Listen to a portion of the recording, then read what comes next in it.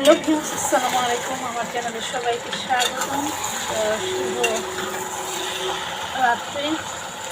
এই যে দেখুন, আমি ঢেঁড়সের ভাজি করছি। শুধু ঢেঁড়স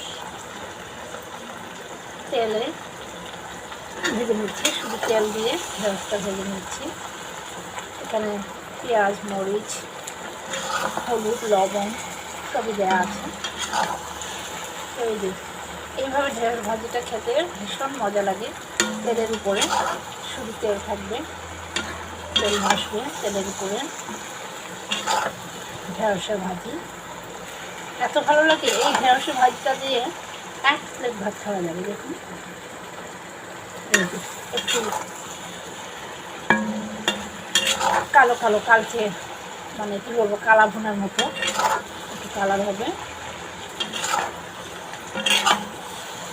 ঢেঁড়স ভাজি আমার ভীষণ ফেভারিট, যেটা ঢেঁড়স ভাজিটা। যারা যারা ভালোবাসেন তারা বেশি বেশি করে লাইক, শেয়ার অ্যান্ড কমেন্ট করবেন।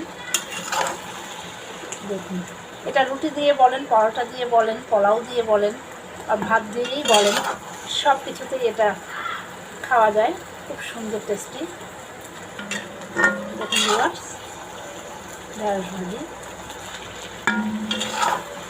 একটু পোড়া পোড়া ভাব হবে, খেতে ভীষণ ভালো লাগবে।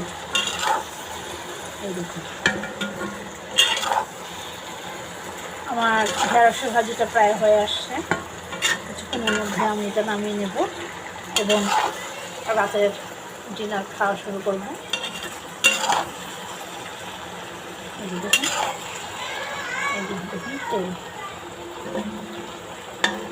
এটা হলে মাংস মাছ কিছুই লাগবে না। দেখুন ভিউয়ার্স, এতই মজার এই ভাজিটা। আর ঢেঁড়স হচ্ছে আমাদের ডায়াবেটিসের পক্ষে অনেক ভালো, অনেক অনেক ভালো। এটা শরীরে অনেক আয়রন, ভিটামিন এবং মিনারেল সব কিছুতেই আছে।